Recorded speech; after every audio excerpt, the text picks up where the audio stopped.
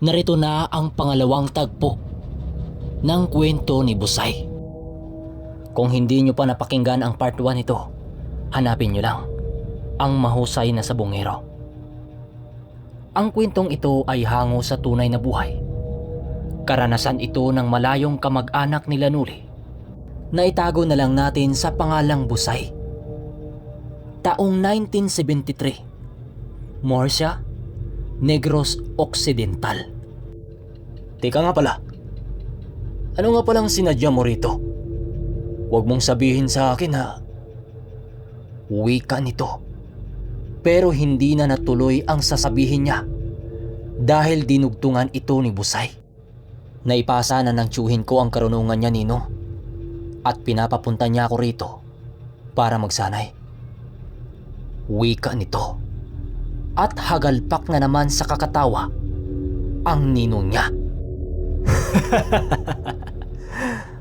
Para saan? Magsanay sa paging mahusay na magtatari? Alam mo ba ang sinasabi mo, iyo? Pero ang mas mahalagang tanong ngayon, nasabi ba ng tiyuhin mo kung ano ako? Opo, Ninong. Alam ko na po kung ano kayo. Hindi ko nga po alam kung bakit nagkakasundo kayo sa kabila ng pagkakaiba nyo ng aral. Tugon ni Busay. At agad namang nagpaliwanag ang kanyang ninong ng mga oras na yon.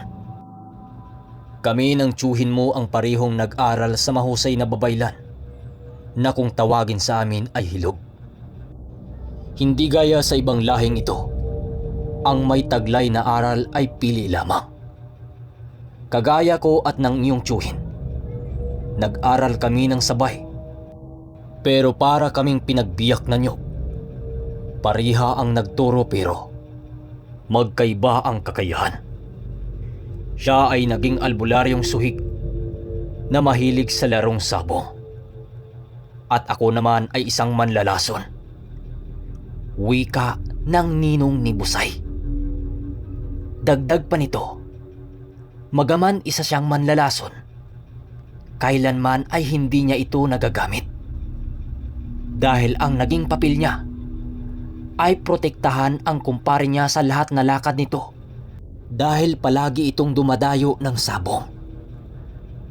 Pero Ninong, bakit ka naman lumayo sa tiyuhin ko? Tanong ni Busay.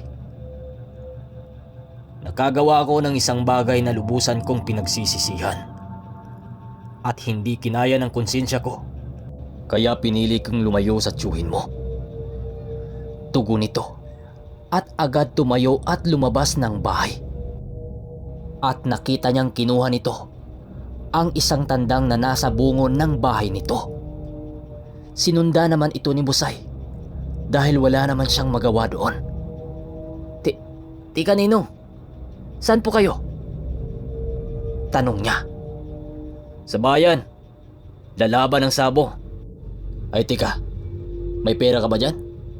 Bibili na rin ako ng maiinom.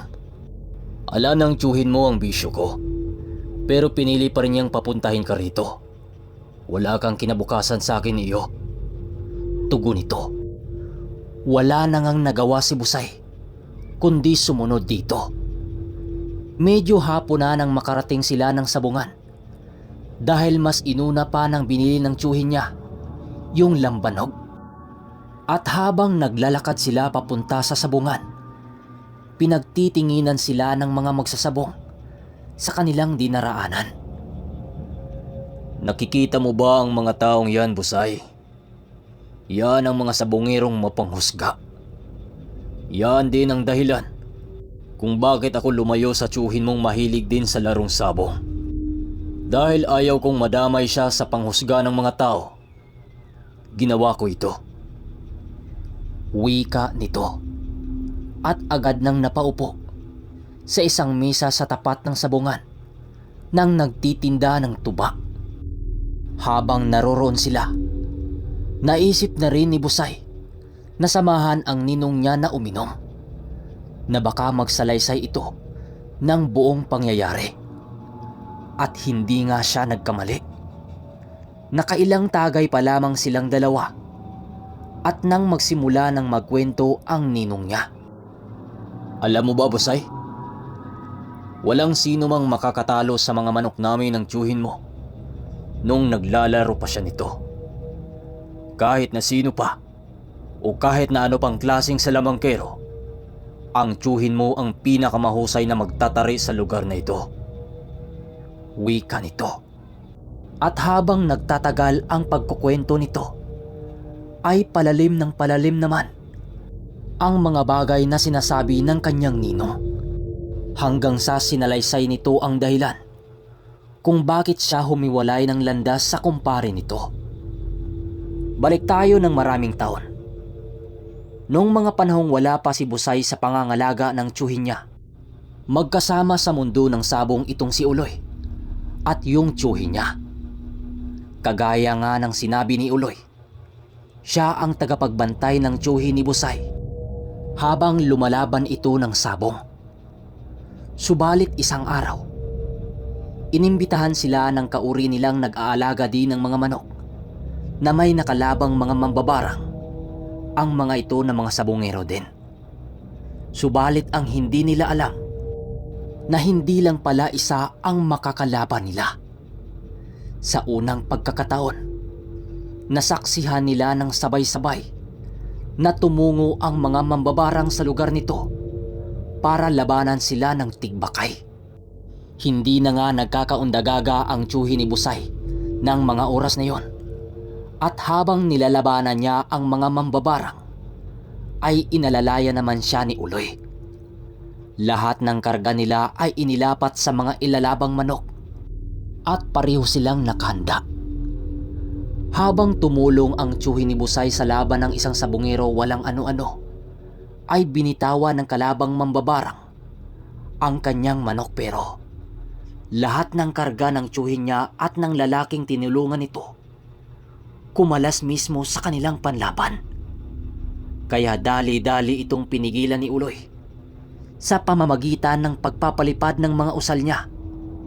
Pero laking gulat na lamang nila nang tumagos ang tarik ng kalaban sa kabal na nilikha ng tiyuhin ni Busay. Kaya walang nagawa itong si Uloy kundi gamitan ito ng kanyang aral sa kaliwa. Dahil sa salungat ang aral ni Uloy sa mga aral ng tiyuhin ni Busay at nang humingi ng tulong rito, biglang nalumpo yung manok ng lalaking humingi ng tulong sa tiyuhin ni Busay, na dahilan naman para magalit sa kanila yung mga sabongerong tinulungan nila. Imbis kasi makatulong sila, naging pabigat pa. Pinagsusuntok ng mga kalalakihang sabongero din itong si Uloy at ang tiyuhin ni Busay, dahilan para hindi makapagpigil si Uloy, at pinagtanggol ang kanyang sarili at ang kanyang kumpare. Dahil sa kanilang away, yung mga dumayong mambabarang sa kanilang lugar, tawang-tawa ito sa kanila. Dahil sa walang kahirap-hirap nitong natalo ang mga panlaban nila Uloy. At sa hindi inaasahang pangyayari, ay napatay ni Uloy ang dalawang kalalakihan na umupak sa kanilang dalawa. Dahil sa mga pangyayaring yon, agad din naman silang tumakas para iligtas ang kanilang mga sarili dahil sa galit ng mga taong yon. Magmula ng mga araw na yon, ay agad niyang iniwan ang kanyang kumpare. Nagpakalayo-layo ito at namuhay sa malayong kabundukan, malayo sa mga tao. Iniwan din naman siya ng mga taong kapwa niya magsasabong sa kadahilanang nalaman nila na isang manlalason itong si Uloy. Balik tayo sa kwento. Naubos na nga ng magninong ang 2 galon ng tuba. At medyo may tama na din si Busay. Kaya nag-aya na itong ilaban na ang dala nitong manok para umuwi na sila. Habang naglalakad sila papunta sa sabungan, hinarang sila ng 3 mga sabongero din na mga kalalakihan. Teka lang, hindi ba ikaw si Uloy? Yung sinasabi nilang manlalason? Subukan mo nga kaming mga bunggaitan kung obra ba yung lason-lason mo. Wika ng isa sa mga sabungerong lalaki. Pero hindi tumugon itong si Uloy. Ninong, ilaban mo na yan para makauwi na tayo. Tugon naman ni Busay sa ninong niya habang hilong-hilo pa. Nang marinig ito ng ninong niya, tumango lang naman ito. Oh, sige. Magagabi na rin naman. Dahan-dahang binitawan ng tiyuhin niya yung manok na ipit-ipit sa kilikili niya at inilapag sa lupa habang hinawakan yung buntot. Pagkakita ng mga sabungero sa hawak ng tiyuhin niya, napatawa ang mga ito. Dahil sa sobrang payat ng manok niya, nakakaya itong ipitin ng kanyang kilikili. Alam niyo yung taong nagbibenta ng manok na nanggaling sa bundok? Ganon na ganon daw yung itsura ng tiyuhin niya. Pero nung pumasok na itong tiyuhin niya sa ruweda, pinagbabato ito ng tsinelas ng mga taong galit dito. Agad naman yung nagsisitigilan nang magsalita na ang mga kalalakihan mismong nag-aya sa kanila Busay. Hayaan nyo na lang ang mga ito. Kami na ang bahala. Wika ng kalaban nila. Maya-maya nga ay natuloy ang laban. Nang magsalpuka na ang mga tandang, saglit lang itong nagsangkaan at agading tumakbo ang kalaban sa hindi malamang dahilan. Agaran din namang dinakip ng lalaki ang manok pero ayaw na talaga itong lumaban pa. Kaya ang nangyari, talo ang manok ng kalaban at walang kagalos-galos yung tandang nila Uloy. Hanggang sa humingi ng pangalawang laban ang mga lalaki, nilapitan siya ng isa sa mga ito. Mga kapinundong baryo, ito ang panguna nating upload. Kaya maikli lang, pabang sa part 2. Maraming salamat.